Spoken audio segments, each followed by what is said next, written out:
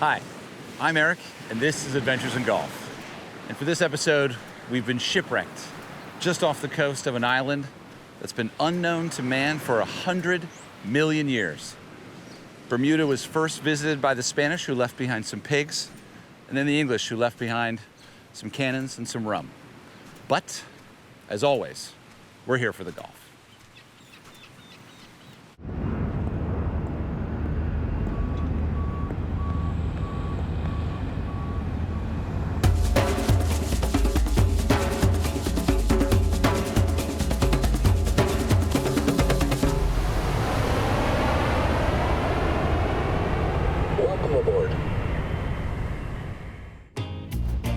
The shipwreck capital of the Atlantic, Bermuda has been a waypoint for sailors, rum runners, and pirates traveling the New World for half a millennia. The island territory is full of beautiful beaches, pristine blue water, and more golf courses per capita than anywhere else on Earth. It was only a matter of time before I made this trip. Of the 7 courses on the island, there's one that I've wanted to visit since I first fell in love with golf course architecture, Mid-Ocean Club. It was first laid out by C.B. McDonald with assistance from Seth Rayner and Charles Banks. Mid-Ocean is considered to be one of the most historic and exclusive golf clubs in the Western Hemisphere. It's also thought to be the only course where these 3 legends of Golden Age architecture collaborated. Mid-Ocean has been on my bucket list for a long time, but today it's going to wait a little bit longer because I want to stop at a local muni first. That is, if the weather cooperates.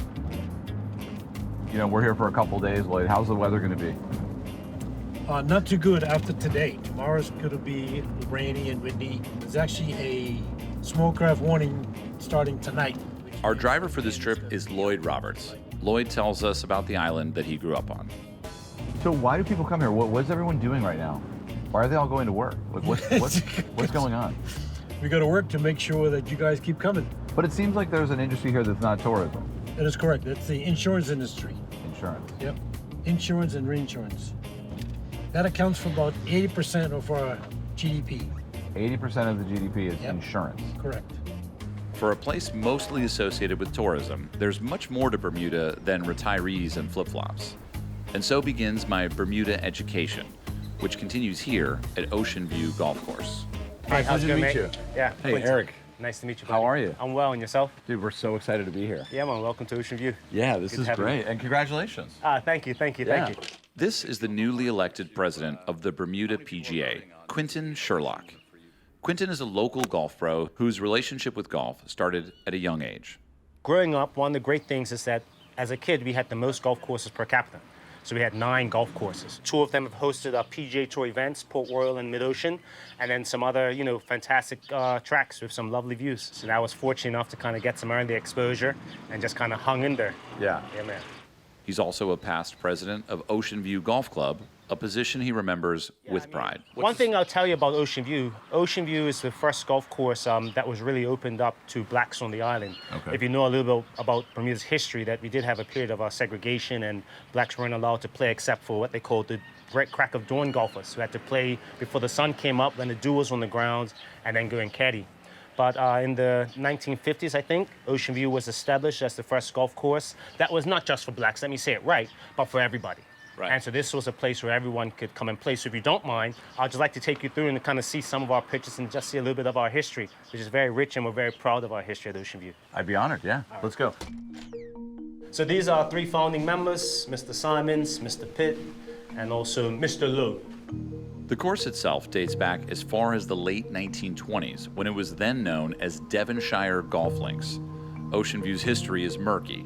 Quinton tells me it was a part of the British Army's garrison that expanded to the center of Bermuda in 1855. Sometime after World War II, the Army course, which had fallen into disrepair, was leased to a local businessman named Frank Wilson. In 1953, Wilson agreed to rent the course to a group of black golfers who, in turn, took it upon themselves to make the course playable, and playable for all.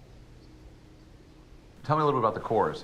It's how many holes? So it's a 9-hole public course, and Okay. we have 4 sets of tees. Okay. So the ladies will play their first 9 from the yellow, second 9 from the red. Okay. The men play their first 9 from the whites, second iron from the blue. Public? Yeah, public course, yeah. Right, but it's also a club. Yeah, it's also a club that kind of operates and functions somewhat independent, yeah. Right. So at one point in time, it was the club that had managed the course, then it was handed over to the government. Ah, okay. So it's also a muni. Yes, in essence. The sun begins to show its face, so we head to the first tee to take full advantage of the fair weather. Wow, what a beautiful tee box. And joining us is Javon Roberts. For the last 2 years, he's been the assistant tournament director for the Butterfield Bermuda Championship. This is a PGA Tour event held every November at Port Royal Golf Club. But this morning we discovered something else about Javon. Sorry, what's your last name? Roberts. Like Javon? Yes, my son. So we're hanging out with Javon's dad all day? You got it. My dad is driving you around today, yeah. You own that company? Yeah, so that's the family business. So that was my job essentially before COVID struck. So I went kind of looking for another job, and the tournament was like, hey, we want you to come and help sell. So did he ask you to please drive us around? He did. What did you say? What am I supposed to say? He's the boss.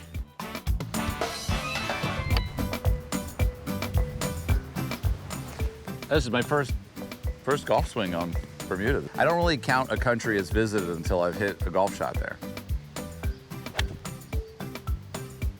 That's a good one. Yeah, well done. Okay. Welcome. Welcome.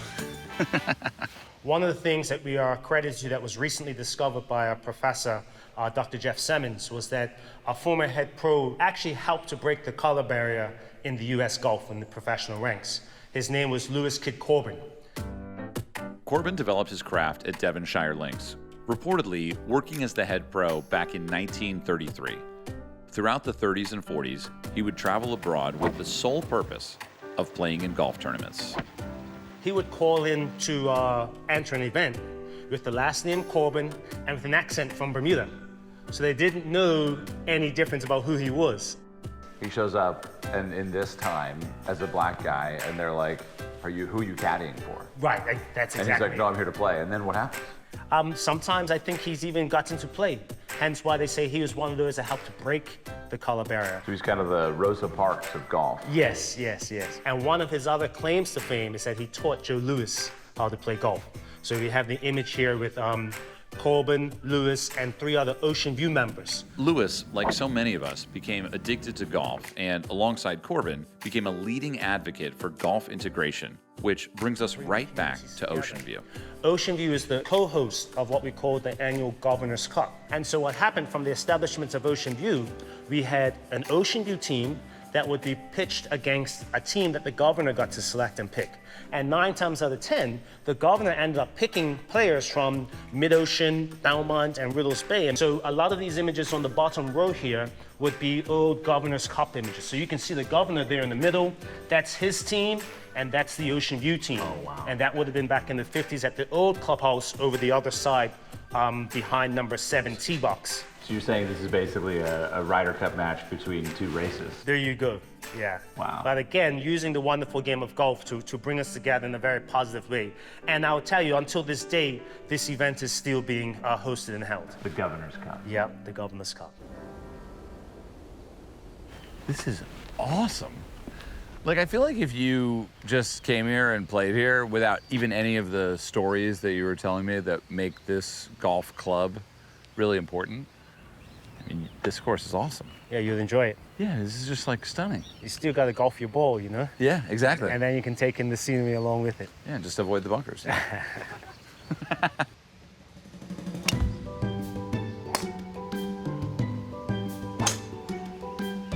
I feel like a lot of times I travel around to places and you see golf as primarily a, magnet for tourists or an amenity for tourists, not really part of the local culture.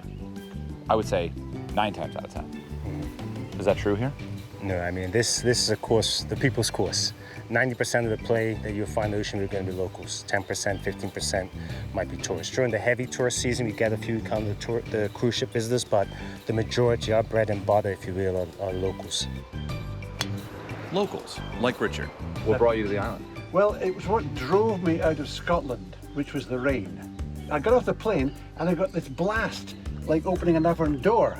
And I went, and they'll never get rid of me. And that was 49 years ago. Tell me about, we're here for the golf. Right. And Scotland's the home of golf. So Yes. can you tell me about the similarities perhaps between Scotland and Bermuda? Oh, the similarities. Very, very few. Very, very few. Well, when I came here, all the rich, pardon my swearing, all the rich Americans would take 5.5 hours to go round a game of golf. And I would go, well, you're making too much of this, They all thought they were Arnold Palmer and Jack Nicklaus back in those days. Whereas in Scotland, you often you have your bag under your arm and you just run like hell and get done in 2.5, maybe 3 hours.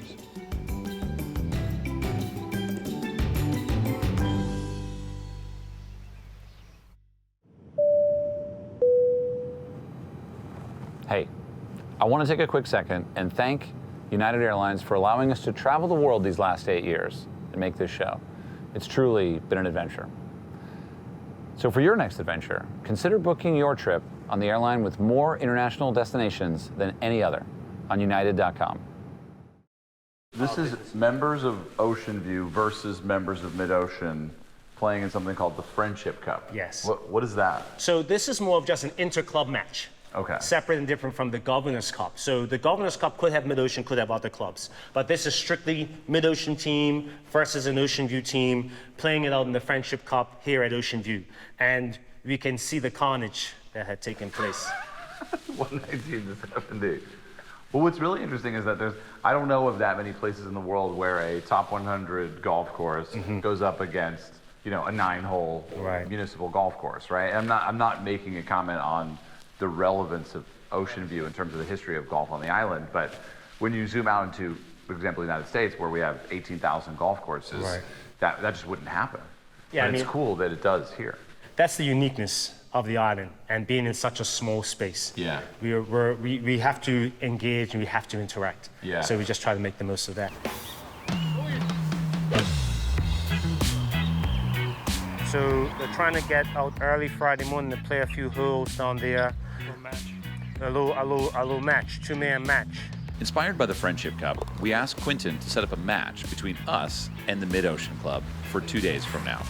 Thanks, buddy. Thank you for having me out. Yeah, my pleasure, I mate. can't wait to take them down. Yeah. We got a match on our hands. All right, let's get them. It's got some work to do. Yeah, so these are all members of Mid-Ocean here. I'm a big fan of this. Is this the? That's it, Malcolm Gosling. That's the dark rum, black rum, and also the ginger beer. And ginger. Okay, if you want to do non-alcoholic, yeah. Well, I don't drink, but I love Gosling's ginger beer. That's in. That's an island product. Yeah. Yeah, it's one of our local products.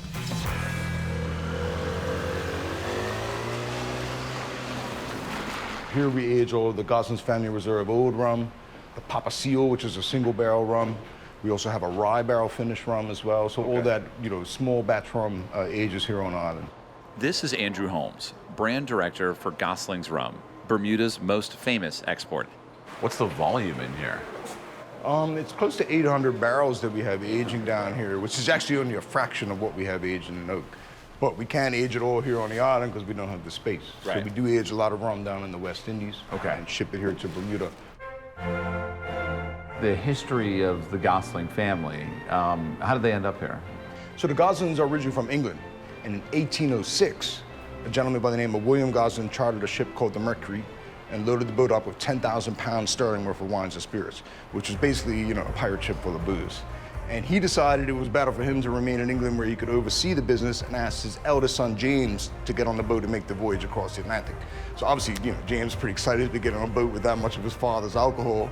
And the world's first booze cruise set sail, and they never made it to the new colonies. So the goal was to set up the wine and spirit merchant business there, but they were becalmed at sea, and the captain... what at sea? Becalmed. Like Not a lot of wind, so they were just out there drifting around, and their charter was running out. So the captain said, look, we got two choices. We're either going back to England or we'll drop you in Bermuda, which was the closest British port. Okay. And they set up a business here selling all the wines and spirits they had from England. And then in 1808, his brother Ambrose arrived. And it's actually from Ambrose that 9 generations of Goslings have descended on the island. And then they realized there was demand for rum because 1809, the British Navy started construction on the Royal Naval Dockyard. Oh. So they were coming into town and the Goslings were like, we need to get some rum. So they began sourcing rums from all over the West Indies because there was not enough raw material here to start distilling. Really? So just like the British Navy does, sourcing rums from Jamaica, Barbados, British Guyana, Trinidad. So they began sourcing those rums, shipping them here to Bermuda, Right. and then experimenting with blending them together to create their own style. So this is a bottle of our old rum. So we started bottling that in 2003. Okay. So this is, a nod to how they would have bottled it way back in the day. Right. But it would have had no label. So if you just imagine the bottle on the shelf, no label, dipped with black wax. So it's, It's kind of ominous. yeah. Yeah. And then it was a gentleman by the name of Francis Gosling. He was one of the 6th generation of the Gosling family. Okay. So his brothers were Malcolm and Edmund. Francis illustrated the barrel juggling seal as a play on words for the wax seal. Right. So the seal is actually, it's a play on words. It's not actually an animal. It's Yeah, the the wax. only seals here in Bermuda are at the aquarium. That's it. As far as the Gosling family and the relationship to golf, what's there? So Malcolm Lloyd Gosling, who would have been the 6th generation, was an avid sportsman, and Malcolm was into golf and tennis. And so Malcolm's kids are working in the business here. Nancy Gosling, who's our president and CEO of Gosling's Limited, and then her youngest brother, Malcolm Gosling. So yeah, they're both very passionate about it. I mean, Nancy plays every weekend. Malcolm plays as much as he can as well. Right. He's a member of Mid-Ocean, as the whole family were. It's in their blood. We say our goodbyes to Andrew and his rum and make our way to Billionaires Row. Yes, that's what they call it, to see the famous course with our own eyes. On the pristine putting green by Mid-Ocean's Pink Clubhouse, we meet Quinton Brunson, Director of Agronomy. That's an exciting job. How is this, agronomically speaking, special? It is definitely special. It's very difficult. It's very windy. We had over 80 inches of rain last year, which was a record. It's a lot. So it's a lot of wind, a lot of rain. The supply chain is really difficult. It's tough to get sand. It's tough to get fertilizer. We're limited with certain pesticides we can spray, so it's hard. Yeah. It's a tough environment for sure. Do you by any chance use Bermuda grass here? Yes, on all the putting surfaces we have Tiff Eagle Bermuda, Okay. and those were planted 24 years ago. And then we're looking at other grasses in the future. So I know you guys were at Cabot a couple days ago. Yeah. So I've been talking with Damon there. They have They're paspalum, right? Yeah. So since we can't bring in vegetative material, that's what you would typically do for a Bermuda grass green. We have to bring in seed. And so paspalum is a seedable option that we could do to regrass. All right, should we go look at the golf course? Joining us at the first tee is golf professional Chaka De Silva. This was rated 1 year, I believe, best opening hole for golf by Golf Digest. I would have a hard time putting that above Spyglass's opening hole. And this is above Spyglass And how do you know? because I worked at Spyglass. This is a better first shot. Okay, why? Walk us through what's going on here. Because, yeah, I mean, your landing zone is so small. If you can drive it long, you can take it over 17 green, which is a potential, which is down there. Okay. The ideal tee shot is really that middle pot bunker, but if you're long, then you want to go over that longest bunker on the left. Oh. Just like that. That's the 300-yard line, gentlemen. Yep, That's the one. that's my partner. Or were you trying to cut that? I wanted to cut it a little That's more. perfect. It'll be fine. That's perfect. Shot. Wow. Draw. Ball. That was the line. That's a great shot. Position E That- there. yeah. That's in the fairway too. Come on. Come on. Good stuff. I'm never leaving. This CB McDonald course dates back to 1921, and it boasts a rich history since.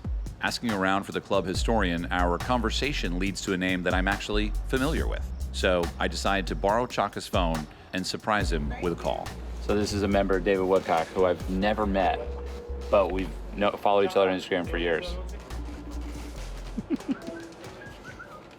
David, what's up, man?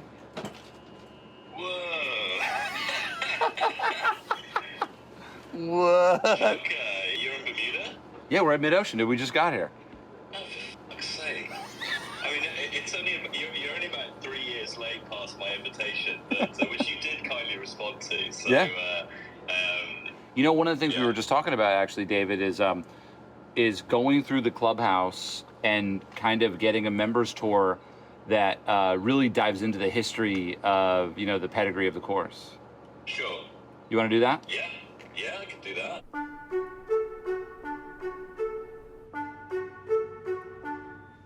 The course was built for a steamship company, the Withy Furnace Steam Line.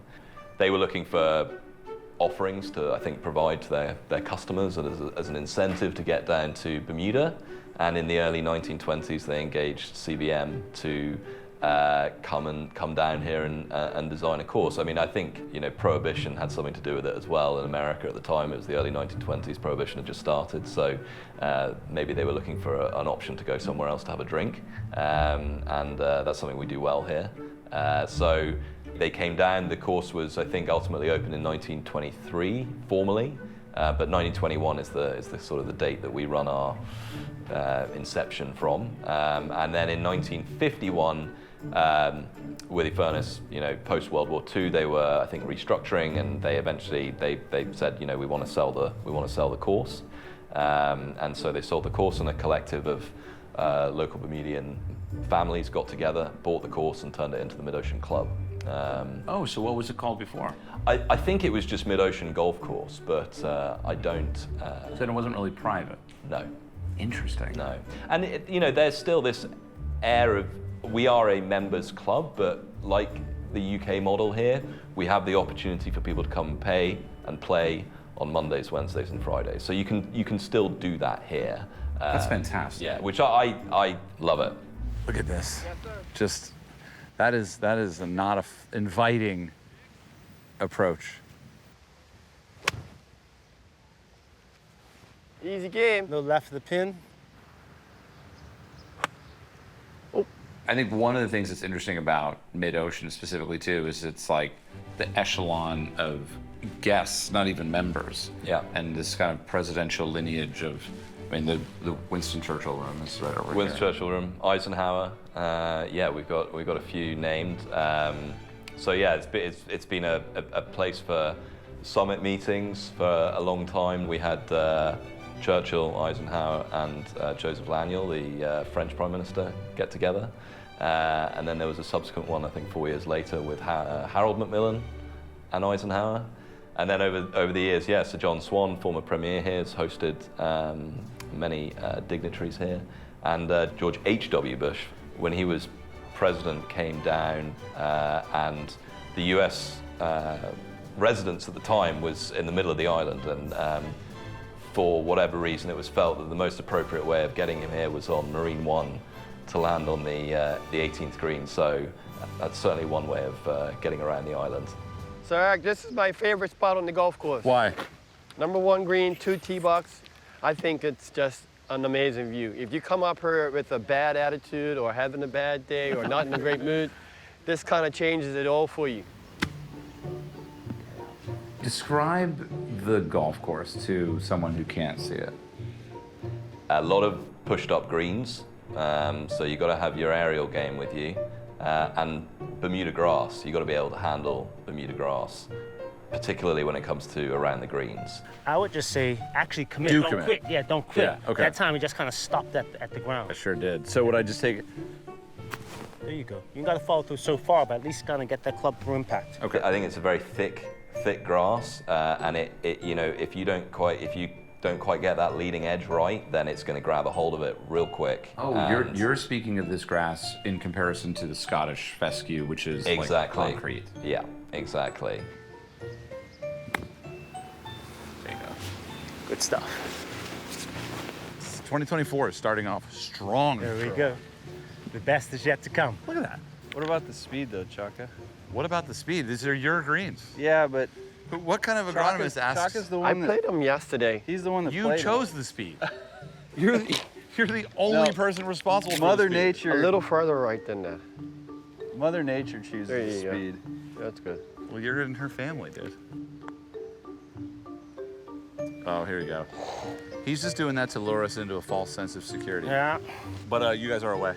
This is like my worst nightmare. All right. Oh, Paul. Let's take a 4. It's not bad. Well done. We had a chipping lesson, so this is also for a 4, but There we go. Bingo. Good half. ooh, the Nice wooden lab the wooden golf. flagstick is always a sign. classic golf course. That you're in a classic place, yeah. Yeah. The decision to come to Bermuda, is that like an easy one, or what is that like? I had a friend who was already working out here. He said, hey, you know, you want to come do some auditing for a couple of years? I said, sure.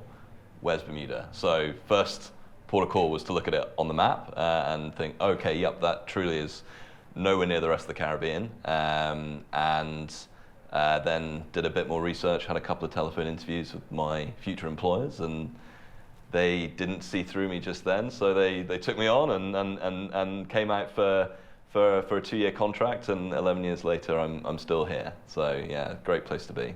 Another, cool thing about this golf course is it crosses over a public road. Yeah. On 12 you're on a public road. On 13 it crosses over, 14 it crosses over, 15 it crosses over, 16 it crosses over. Okay. So there's a lot of car interaction. Yes, get in the hole. Oh! Going to her, not you. As it turns out, Quinton's actually been following our travels and has agreed to the challenge. But we still need a club member to join us in the match. Have you played the, what about the Friendship Cup? The French, I haven't played in that one. But we are going to have a match tomorrow. We are going to have a match tomorrow, so maybe that can be our Friendship Cup. And just like that, the match is set. So I believe it's me and Sherlock playing against you and Quinton? I believe so, yeah.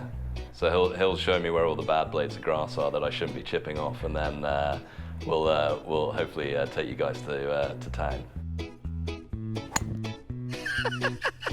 So there is a story, Babe Ruth stood on this tee box. What did they say, like 12 times, 11 or 12 times? Really? Hopefully we're not here that long.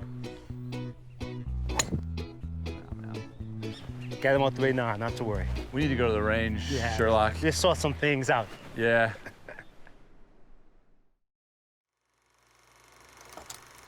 We used to think that golf was a game for stuffy old dudes with Argyle pants, or that golf courses were just a great place to make out. But over the years, we found that golf is actually an adventure, whether you play in your backyard or thousands of miles away. So when we set out to make a club, we didn't look around at what everyone else was doing. We made it for us, for everyone. Join Random Golf Club for events, tournaments, and golf course benefits in your area.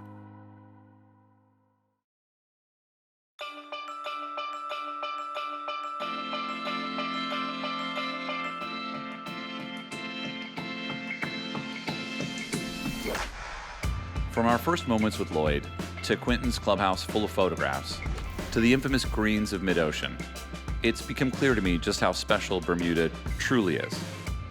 Putting the beauty and the golf aside, there is an air of familiarity here.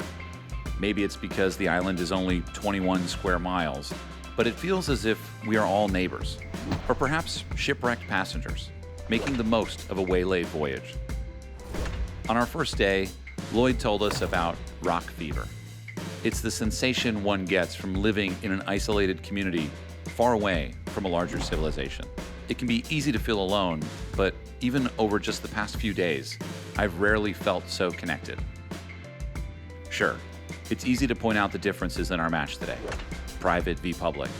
Presidents in helicopters versus local caddies stealing rounds on dew-soaked greens. But right now, we're 4 golfers chasing after 4 golf balls, playing a game that we love together. So this is the final green. Unless we're gonna tie, which, we're dormy here, Quinton and I.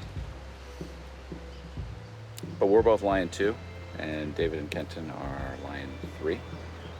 So, seems like the Friendship Cup's gonna end up all square with everyone still friends, which is the goal. As we finish up our time here playing a match named after the tournament that brings people together no matter their race, creed, or class, maybe what makes Bermuda so special can be summed up in one word: friendship. This is for the win.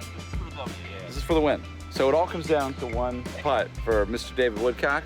Is it? Go!